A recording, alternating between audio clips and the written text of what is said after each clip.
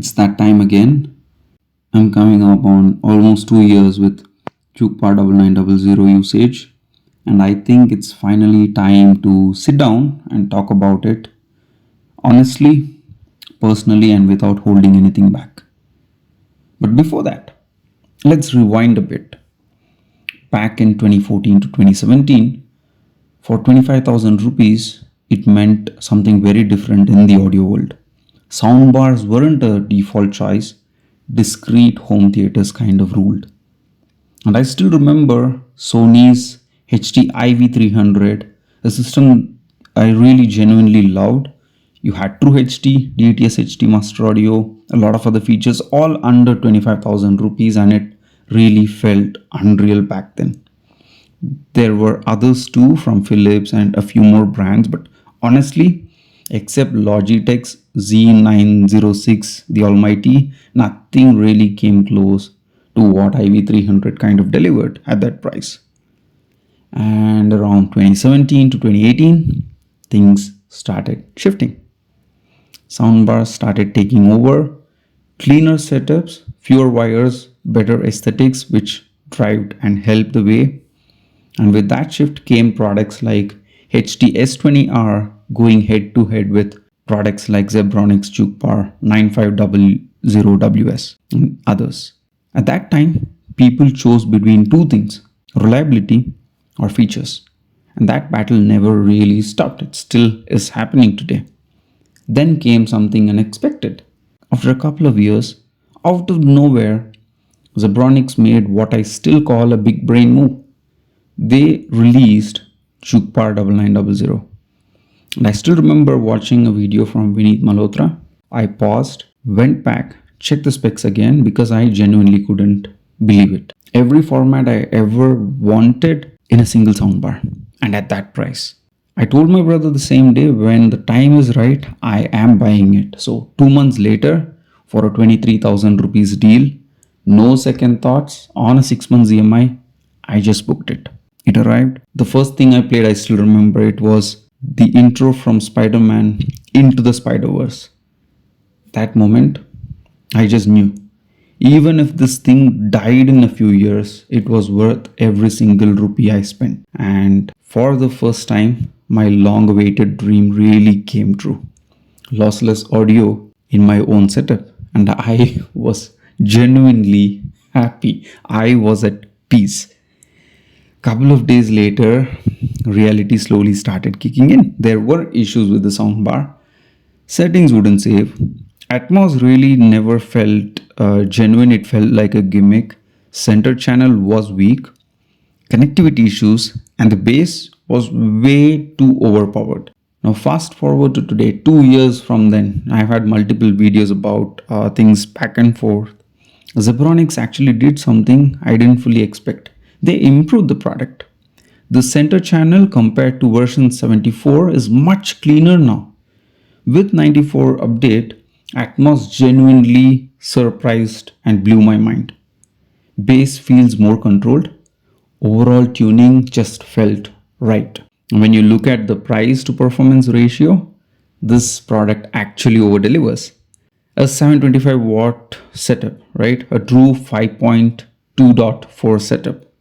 And yes, the actual channels on the top speakers work if you are on version 91 and above.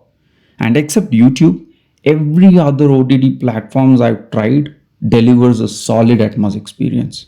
And trust me, I'm more of a lossless guy. I listen to a lot of lossless audio, but I did force myself to watch and explore OTT content properly just to make this review and keep it fair. And honestly, movies and shows that I did watch after version 94, especially movies like F1, Matrix Trilogy, Kantara, Stranger Things, Invincible, The Boys, everything started sounding spectacular. I never really did go back to OTT since version 90. So this has been amazing. It's actually opened my eyes to something bigger. A proper comparison that I want to do later between Dolby Digital, Atmos and True HD Atmos.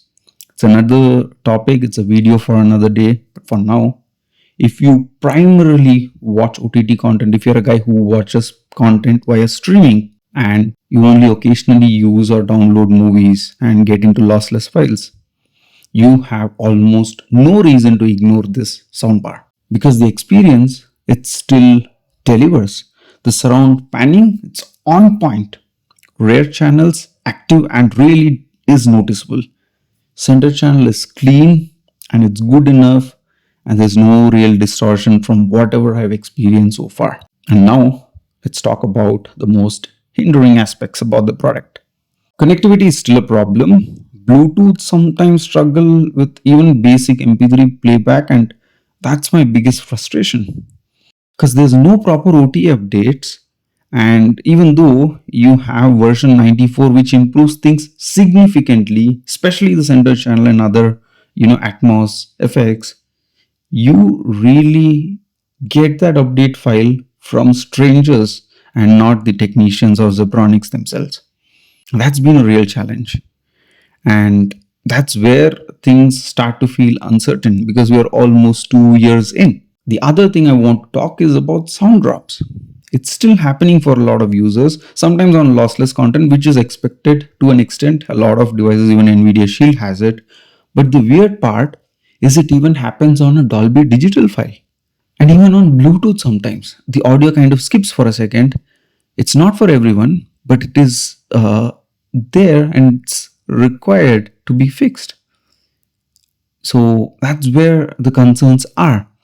And it is really a problem because it's been for enough people and it needs to matter.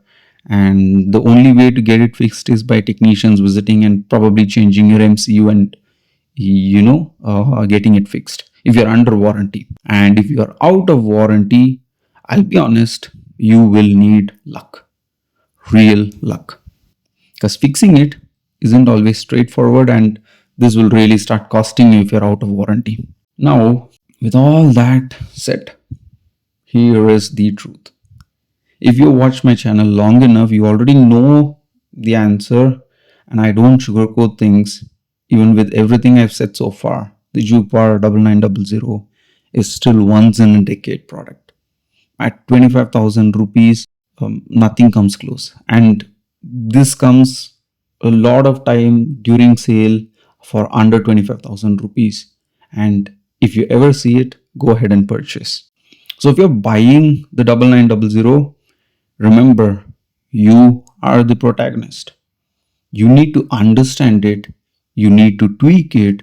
You need to work around so that it finally matters and you find that balance before it tips too far and you kind of end up disappointed. And if you are able to tweak it and get that right, you'll experience something truly special. That's pretty much it. I really hope this video helps you. If you are somebody trying to buy this soundbar, watch my other videos. I've talked about a lot of other things. If you have specific doubts before you want to purchase it, drop a comment and I'll be able to help you. But that's pretty much it, and I will see you all in another one.